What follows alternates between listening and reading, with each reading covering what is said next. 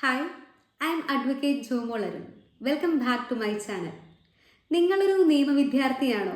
അതോ സാധാരണക്കാരിൽ സാധാരണക്കാരനായ നിയമമറിയാൻ താല്പര്യമുള്ളൊരു വ്യക്തിയാണോ? എന്നാൽ നിങ്ങൾക്കായാണ് ഈ വീഡിയോ. നമുക്കിന്ന് നിയമത്തിൻ്റെ രണ്ട് വശങ്ങളെ പറ്റി അറിഞ്ഞാലോ? Yes, the criminal and civil sides of law. So today's our topic is what is the difference between civil and criminal laws in India? എന്താണ് സിവിൽ കേസുകൾ? വ്യക്തികളുടെയോ ഓർഗനൈസേഷൻസിൻ്റെയൊക്കെയോ ഇടയിലുണ്ടാകുന്ന അവരുടെ അവകാശങ്ങളെയോ ഉത്തരവാദിത്തങ്ങളെയോ ചൊല്ലിയുണ്ടാകുന്ന കേസുകളാണ് സിവിൽ കേസുകളായിട്ട് വരുന്നത്. വ്യക്തിഗതമായ അവകാശങ്ങൾക്ക് വേണ്ടിയാണ് പലപ്പോഴും സിവിൽ കേസുകൾ ഫയൽ ചെയ്യാറുള്ളത്. സിവിൽ കേസുകളുടെ പ്രാഥമിക ഉദ്ദേശം എന്ന് പറയുന്നത് അവരവരുടെ അവകാശങ്ങൾ നേടിയെടുക്കുക എന്നുള്ളതും അഥവാ ഇനി അവരുടെ അവകാശങ്ങൾ ലംഘിക്കപ്പെട്ടിട്ടുണ്ടെങ്കിൽ അതിനുള്ള കോമ്പൻസേഷൻ നേടിയെടുക്കുക എന്നുള്ളതുമാണ്. എന്താണ് ക്രിമിനൽ കേസുകൾ?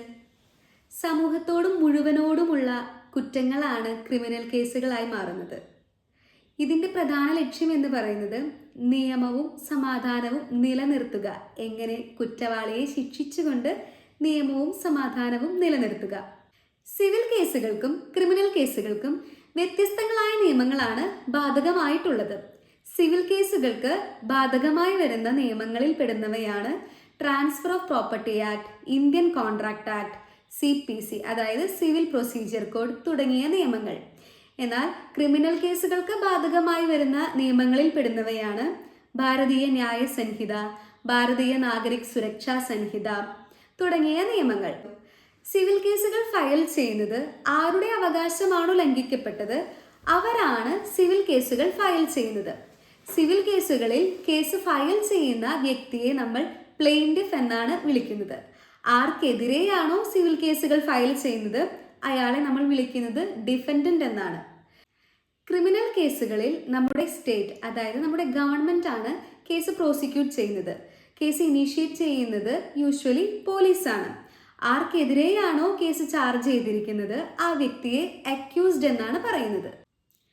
സിവിൽ കേസുകളും ക്രിമിനൽ കേസുകളും ഏതെല്ലാം കോടതികളിലാണ് ഫയൽ ചെയ്യുന്നത്, അവിടെ ഏത് പ്രൊസീജിയറാണ് ഫോളോ ചെയ്യുന്നത് എന്നൊക്കെ നോക്കിയാലോ. സിവിൽ കേസുകൾ ഫയൽ ചെയ്യുന്നത് സിവിൽ കോടതികളിലാണ്. അതായത് മുൻസിഫ് കോടതികളിലോ ഡിസ്ട്രിക്ട് കോടതികളിലോ ഫാമിലി കോടതികളിലോ കേസിൻ്റെ തരമനുസരിച്ച് നമ്മൾ ഫയൽ ചെയ്യുന്നു. അതുപോലെ തന്നെ ക്രിമിനൽ കേസുകൾ ഫയൽ ചെയ്യുന്നത് ക്രിമിനൽ കോടതികളിലാണ്. അതായത് മജിസ്ട്രേറ്റ് കോടതികളിലോ സെഷൻസ് കോടതികളിലോ മറ്റുള്ള കോടതികളിലോ കേസിൻ്റെ സീരിയസ്നെസ് അനുസരിച്ചായിരിക്കും കേസുകൾ ഫയൽ ചെയ്യുന്നത്. സിവിൽ കേസുകളിൽ ഫോളോ ചെയ്യുന്നത് സിവിൽ പ്രൊസീജിയർ കോഡും ക്രിമിനൽ കേസുകളിൽ ഫോളോ ചെയ്യുന്നത് ഭാരതീയ നാഗരിക് സുരക്ഷാ സംഹിതയുമാണ്. സിവിൽ കേസുകളിലും ക്രിമിനൽ കേസുകളിലും ബേർഡൻ ഓഫ് പ്രൂഫ് അതായത് തെളിയിക്കേണ്ട ഉത്തരവാദിത്തം ആരുടേതാണെന്ന് നമുക്ക് നോക്കാം. സിവിൽ കേസുകളിൽ എപ്പോഴും പ്ലെയിൻറ്റിഫ് പറയുന്ന കാര്യങ്ങൾ കൂടുതൽ ശരിയായിരിക്കും എന്നുള്ള കാഴ്ചപ്പാടുണ്ട്. അതുപോലെ തന്നെ ക്രിമിനൽ കേസുകളിൽ ഒരു കുറ്റവാളിയെ സംശയലേശമന്യേ ആയിരിക്കണം വിധിക്കേണ്ടത്. അതായത് അവിടെ കുറ്റവാളിയുടെ നേരെയുള്ള കുറ്റങ്ങൾ പ്രൂവ് ചെയ്യേണ്ടത് പ്രോസിക്യൂഷനാണ്. സിവിൽ കോടതികളിൽ നിന്ന് നമുക്ക് ലഭിക്കുന്ന വിധി അതായത് നമ്മുടെ റിലീഫ് എന്തൊക്കെയായിരിക്കും? അതായത് സിവിൽ കോടതികളിൽ നിന്ന് നമുക്ക് നഷ്ടപരിഹാരമായിരിക്കാം, അല്ലെങ്കിൽ സ്റ്റേ ഓർഡറുകളായിരിക്കാം, അല്ലെങ്കിൽ സ്പെസിഫിക് പെർഫോമൻസ് ഓർഡറുകളായിരിക്കാം, അല്ലെങ്കിൽ ഡിക്ലറേഷൻ ഓഫ് റൈറ്റ് തുടങ്ങിയ വിധികളാണ് സിവിൽ കോടതികളിൽ നിന്ന് നമുക്ക് ലഭിക്കുന്നത്. അങ്ങനെയാണെങ്കിൽ ക്രിമിനൽ കോടതികളിൽ നിന്ന് നമുക്ക് ലഭിക്കുന്ന ശിക്ഷകൾ ഏതെല്ലാം തരത്തിലുള്ളതായിരിക്കാം? തടവ് ശിക്ഷയായിരിക്കാം, അല്ലെങ്കിൽ പിഴയായിരിക്കാം, അല്ലെങ്കിൽ ജീവപര്യന്തമായിരിക്കാം, അല്ലെങ്കിൽ വധശിക്ഷയായിരിക്കാം. സിവിൽ കേസുകളിലും ക്രിമിനൽ കേസുകളിലും വരുന്ന ചില ഉദാഹരണങ്ങളിലേക്ക് പോകാം. സിവിൽ കേസുകളിൽ ഭൂമി തർക്കങ്ങൾ അതായത് അതിർത്തി തർക്കങ്ങളാകാം, അല്ലെങ്കിൽ വഴിത്തർക്കങ്ങളാകാം, വിവാഹമോചന കേസുകളാകാം, അല്ലെങ്കിൽ ഡിഫാമേഷൻ പോലുള്ള കേസുകളുമാകാം. അതുപോലെ തന്നെ ക്രിമിനൽ കേസുകളിലേക്ക് നോക്കുകയാണെങ്കിൽ കൊലപാതകമാകാം, മോഷണമാകാം, കവർച്ചയാകാം, ആക്രമണമാകാം, അല്ലെങ്കിൽ റേപ്പ് ആകാം, അല്ലെങ്കിൽ ഡിഫാമേഷൻ ആകാം. ഇത്തരത്തിലുള്ള തെറ്റുകളാണ് ക്രിമിനൽ കേസുകളുടെയും സിവിൽ കേസുകളുടെയും കീഴിൽ വരുന്നത്. ചില സമയങ്ങളിൽ ഒരേ സമയം ചില കാര്യങ്ങൾ സിവിൽ കേസുകളും ക്രിമിനൽ കേസുകളും ഒന്നിച്ച് ആകാം. അവയ്ക്കൊരു ഉദാഹരണമാണ് ഡിഫാമേഷൻ കേസുകൾ, അതായത് മാനനഷ്ട കേസുകൾ. ഇതുവരെ വളരെ ലളിതമായി സിവിൽ കേസുകളെ പറ്റിയും ക്രിമിനൽ കേസുകളെ പറ്റിയും നമ്മൾ പ്രതിപാദിക്കുകയുണ്ടായല്ലേ. വളരെ ചുരുക്കത്തിൽ സിവിൽ കേസുകളും ക്രിമിനൽ കേസുകളും തമ്മിലുള്ള വ്യത്യാസം ഒന്ന് ഓടിച്ചു പറഞ്ഞാലോ? സിവിൽ കേസുകളിലും ക്രിമിനൽ കേസുകളിലും കേസിന്റെ സ്വഭാവം എന്ന് പറയുന്നത് വ്യക്തിഗതമായ അവകാശങ്ങളുടെ ലംഘനമാണ് സിവിൽ കേസിൽ വരുന്നത്. അതേസമയം ക്രിമിനൽ കേസുകളിൽ ഒരു സമൂഹത്തോട് മുഴുവനോടുമുള്ള കുറ്റമായാണ് കണക്കാക്കുന്നത്. കേസ് ഫയൽ ചെയ്യുന്ന രീതി നോക്കുകയാണെങ്കിലോ, ആരുടെ അവകാശമാണോ ലംഘിക്കപ്പെട്ടത് അഥവാ ബാധിക്കപ്പെട്ടത് ആ വ്യക്തിയാണ് സിവിൽ കേസ് ഫയൽ ചെയ്യുന്നത്.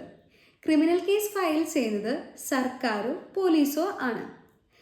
തെളിവിൻ്റെ കാര്യങ്ങളിലേക്ക് നോക്കുകയാണെങ്കിൽ സാധ്യതകളുടെ മുൻതൂക്കം നോക്കിക്കൊണ്ടാണ് സിവിൽ കേസുകൾ വിധിക്കുന്നത്. ഒരു തരി പോലും സംശയമില്ലാതെ ക്രിമിനൽ കേസുകൾ തെളിയിക്കേണ്ടതായിട്ടുണ്ട്. കോടതി വിധികളെ പറ്റി നോക്കുകയാണെങ്കിൽ സിവിൽ കേസുകളിൽ നഷ്ടപരിഹാരം, സ്റ്റേ ഓർഡറുകൾ തുടങ്ങിയ വിധിയാണ് നമുക്ക് ലഭിക്കുന്നത്. ക്രിമിനൽ കേസുകളിലാകട്ടെ തടവ്, പിഴ, ജീവപര്യന്തം, മരണശിക്ഷ മുതലായ ശിക്ഷയാണ് ലഭിക്കുന്നത്. സിവിൽ കേസുകളിൽ ബാധകമായ നിയമങ്ങളിൽ പെടുന്നവയാണ് CPC, contract act, transfer of property act തുടങ്ങിയ നിയമങ്ങൾ. അതേസമയം ക്രിമിനൽ കേസുകളിൽ ബാധകമായി വരുന്ന നിയമങ്ങളാണ് ഭാരതീയ ന്യായ സംഹിത, ഭാരതീയ നാഗരിക് സുരക്ഷാ സംഹിത തുടങ്ങിയ നിയമങ്ങൾ. ഇതുവരെ നമ്മൾ പറഞ്ഞ കാര്യങ്ങളൊക്കെ കൂട്ടിയിണക്കിക്കൊണ്ട് നോക്കുമ്പോൾ ഇനിയുള്ള നമ്മുടെ ഡേ ടു ഡേ ലൈഫിൽ അല്ലെങ്കിൽ നമ്മൾ കാണുന്ന വാർത്തകളിൽ പറയുന്ന കാര്യങ്ങൾ പെട്ടെന്ന് മനസ്സിലാക്കുവാനായിട്ട് നിങ്ങൾക്ക് സാധിക്കില്ലേ? വളരെ ലളിതമായ രീതിയിൽ സിവിൽ കേസുകളെ പറ്റിയും ക്രിമിനൽ കേസുകളെ പറ്റിയും നമ്മളിപ്പോൾ പറഞ്ഞു കഴിഞ്ഞു. ഈ വീഡിയോ നിങ്ങൾക്ക് ഉപകാരപ്രദമാണെന്ന് തോന്നിയാൽ do like, share and subscribe. And thank you for watching.